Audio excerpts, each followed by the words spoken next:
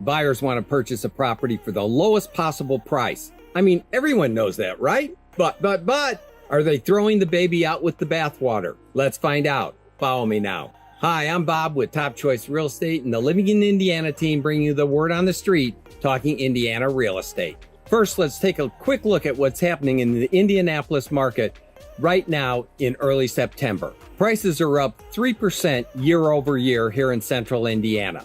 The median price is being really sticky right around $318,000. Now that's all great for sellers, but it's challenging for buyers. Even with that, sales are up 5% over a year ago. Why? Because people eventually move. They have a baby, they want to move mom or dad in with them, or hey, maybe they take a new job more than 50 miles away and they don't want to make that commute anymore. So inventory is up 18% from a year ago, and that's a great improvement for the market overall, and especially for buyers. But unlike most of the country, we still have an inventory problem. A housing shortage. We're talking about living in Indiana, and I apologize for breaking in, but maybe you can do me a favor. If you like this video or found this content helpful to your cause, then hit the subscribe button, like right now. There's no cost or obligation, there's only benefit. I work harder to make good things happen. Okay, back to the show. Now today, I want to talk about one metric that doesn't get much press. That's the difference between the list price and the final closing price. Understand we're talking about the list price once the sellers have made any price reductions from their original asking price. So, what is that number? Drum roll.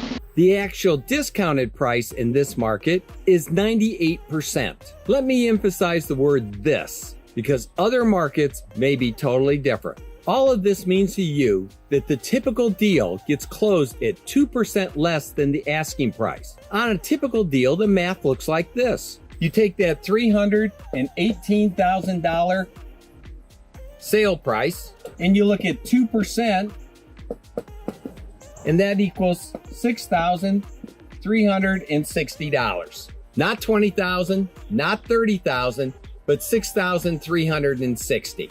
That's a final closing price, $6,360 less than the asking price. I bring this up because it was front and center this past week. I was working with an investor out of Dallas who is no doubt accustomed to price negotiations there. I mean, prices have fallen 20%, 30%, even 40% in places like Austin and Boise, the Carolinas, and California. Heck, earlier this week, I was having a beer with a client who lives in Florida but was up here on a work trip. He shared with me a series of condos that are seeing prices 50% lower than 2 years ago. 50%! Hey, good on them. But that ain't happening here. So anyway, on the first couple of properties this Dallas investor offered on, they started at 10% lower than the asking price. And nothing good happened. In fact, the sellers didn't even counter. Turns out the sellers in this market consider those offers as lowball, bottom feeding even. Most such offers don't a deal make. So here's what I think is a much better strategy to bid to win. Let's call this a pro tip. Number 1, search out properties that are priced near value. Number 2, then bid to win. Yes, bid to win. After all, you've already determined that the property is a good value and that you want it. So let's bid to win it. Now, circumstances may dictate a sub-strategy. I mean, if there are already offers on the table, or it's the first weekend the property is on the market, or maybe the property's been on the market for 75 days. Don't fret. We can help you come up with the best winning strategy, whatever the circumstances might be. Okay, let me circle back. Let's take 2 properties. Real simple. We'll call them A and B. Let's talk about market value. Let's say each one of them is $300,000 in terms of value.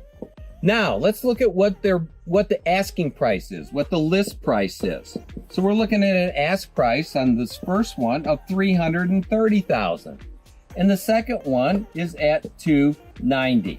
Now, what did they close at? I mean, that's a real crucial number, right? That's what you paid for it. The rest is just, malarkey. So let's say this one closed at $310,000 and this one closed at $300,000.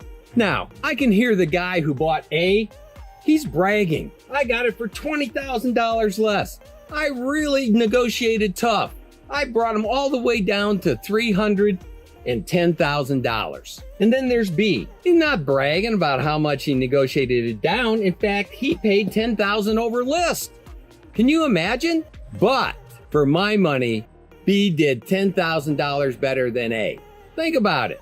This guy paid $10,000 over market value. This one paid market value. So isn't this guy $10,000 to the better? That's how I look at it at any rate. So if you're considering moving here, you're going to want to pick up our relocation guide. It's free and there's no obligation. My staff and I have prepared the ultimate relocation guide, and you can get your copy below. This is not my first rodeo. I've got the experience and the tools to help you come out a big winner. So if I can help you bid to win, or I can help you win big on your next buy or sell, call me. I work harder to make good things happen. Now, hey, you make it a great day now. If you're considering relocating to the greater Indianapolis area or moving anywhere within central Indiana, be sure to tune in every week to learn all there is to know about real estate and living in Indiana. Whether you're buying or selling, please keep in mind, I work harder to make good things happen. Hey, make it a great day now. And if you found this video helpful, be sure to watch this next clip right now.